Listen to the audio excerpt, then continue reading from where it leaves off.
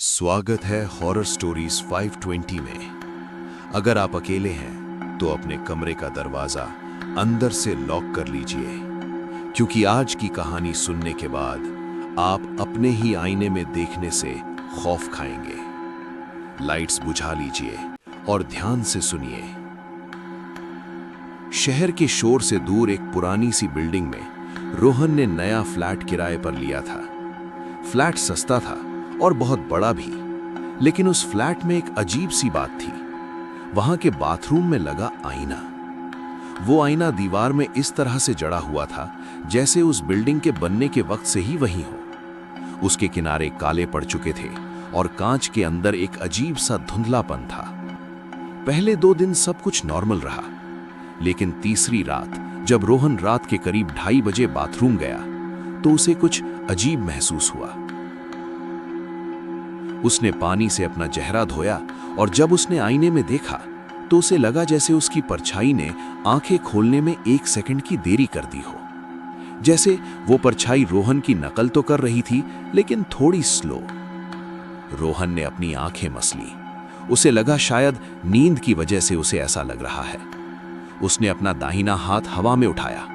आईने में भी हाथ उठा, लेकिन ठीक आधे सेकंड के बाद रोहन की धड़कन तेज हो गई। ये कोई लाइट का इल्यूजन नहीं था।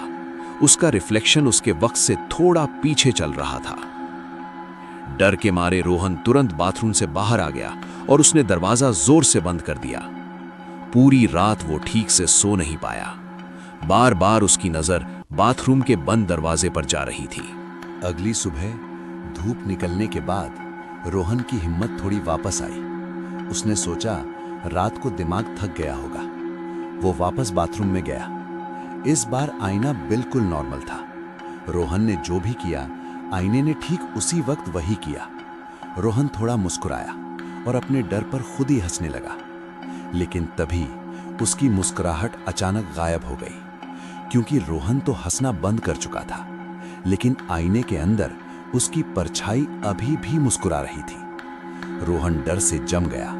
वो हिला नहीं, उसने आंख तक नहीं झपकाई, लेकिन आईने के अंदर खड़ा वो शख्स जो बिल्कुल रोहन जैसा दिखता था, उसने अपनी गर्दन धीरे से राइट साइड झुकाई और उसकी मुस्कुराहट अब एक भयानक और शैतानी हंसी में बदल चुकी थी। रोहन की सांसें भारी होने लगी।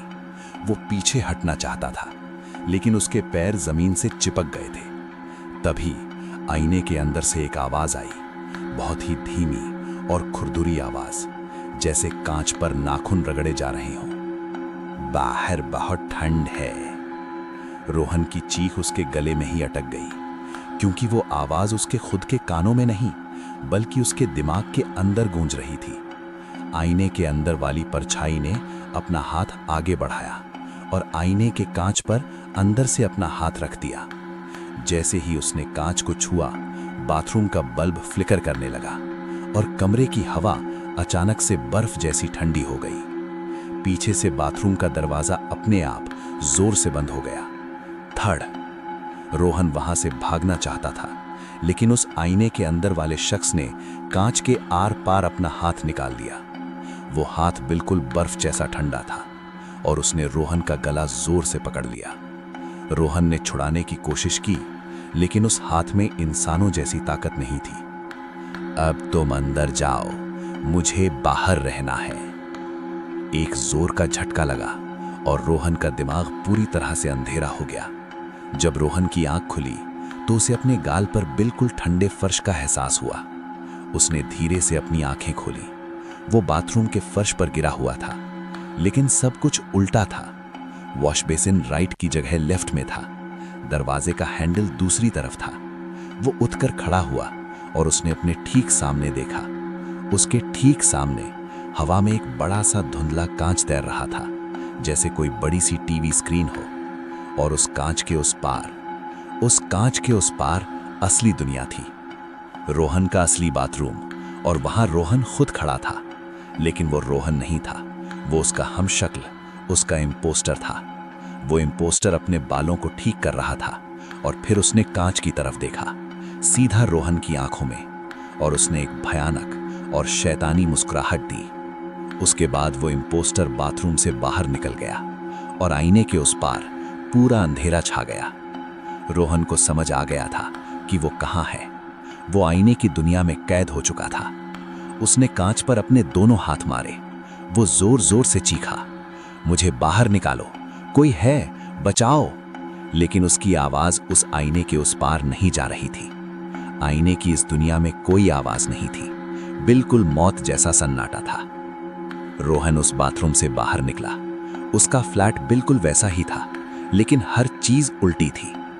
दीवार पर लगी घड़ी की सुइयां पीछे की तरफ चल रही थी। लेकिन उसने रोहन की कार की चाबियां उठाईं और घर से निकलने लगा। लेकिन जाने से पहले वो हमशक्ल एक बार फिर आईने के सामने आया।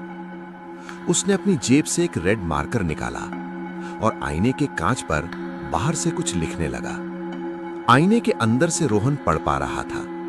उस इम्पोस्टर ने लिखा था, तुम्हारी जिंदगी बहुत आरामदेह है, मैं इसे बहुत एंजॉय करूंगा और तुम यहां धीरे धीरे कांच बन जाओगे। रोहन घुटनों के बल जमीन पर गिर पड़ा। उसने अपने हाथ को देखा। उस इम्पोस्टर की बात सच थी। रोहन की चमड़ी धीरे धीरे ठंडी और सख्त होती जा रही थी। उसके हाथ की नसें गायब हो रही थीं और उनकी जगह कांच की दरारें बन रही थीं। यहां का नियम यही था, बिना असली दुनिया के वजूद के यहां इंसान अपनी इंसानियत खो देता है। वो धीरे धीरे सिर्फ एक बेजान रिफ्लेक्शन बन जाता है। अगले कुछ दिन या शायद कुछ साल, क्योंकि यहाँ वक्त का कोई पता नहीं था, रोहन सिर्फ उस आईने के सामने बैठा रहा। उसने देखा कि उस इम्पोस्टर ने रोहन की पूरी जिंदगी पर कब्जा कर लिया। रोहन के दोस्तों के साथ वो हंस रहा था, उसके परिवार के साथ वो झूठी मोहब्बत दिखा रहा था, और रोहन यहाँ अंदर ठंडे अंधेरे में घुट रहा था। लेकिन सबसे खौफनाक रात तब आई जब एक दिन वो इम्पोस्टर बाथरूम में आया। उसके हाथ में एक बड़ा सा हथौड़ा, हैमर था। रोहन समझ गया कि वो क्या करने वाला है। अगर वो आईना टूट गया तो रोहन का असली दुनिया से आखिरी रास्ता भी बंद हो जाएगा और वो इस अंधेरे में हमेशा हमेशा के लिए भटकता रहेगा। रोहन ने कांच पर अपने कांच बन चुके हाथों से जोर जोर से पीटना शुरू किया। वो रो रहा था, गिड़गिड़ा रहा था, नहीं ऐसा मत करो, मुझे वापस आना है प्लीज। लेकिन इम्पोस्टर ने सिर्फ उसकी तरफ देखा और अपनी आंखें शैतानी हंसी के साथ थोड़ी बड़ी की। उसने हथौड़ा हवा में उठाया और अगली ही सेकंड क्रैश! आईना हजारों टुकड़ों में टूटकर बिखर गया। असली दुनिया में सिर्फ कांच के टुकड़े गिरे, लेकिन इस दुनिया में रोहन के आसपास का पूरा कमरा टुकड़ों में टूटने लगा।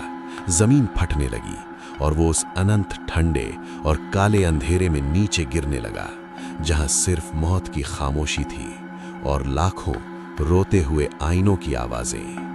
उसकी आखिरी सोच यही थी कि अब वो हमेशा के लिए एक भूली हुई परछाई बनकर रह गया है और उसकी जगह कोई और सांस ले रहा है। तो दोस्तों, ये थी आज की भयानक पेशकश हॉरर स्टोरीज 520 पर। जब भी आप अपने आईने को साफ करते हैं या उसके सामने खड़े होकर अपने बाल संवारते हैं, तो उस कांच की गहराई में ध्यान से देखना। क्या पता उस धुंधले अंधेरे में किसी ऐसी परछाई की आंखें आपको घूर रही हों जो बाहर निकलने का इंतजार कर रही है। और ध्यान रखना, अपने आईने को कभी टूटने मत देना, क्योंकि कौन जानता है उसके टूटने पर कौन बाहर आ जाए और कौन हमेशा के लिए कैद हो जाए। देखते रहिए हॉरर स्टोरीज 520 और आज रात आईने पर कपड़ा डालकर सोना। शुभ रात्रि।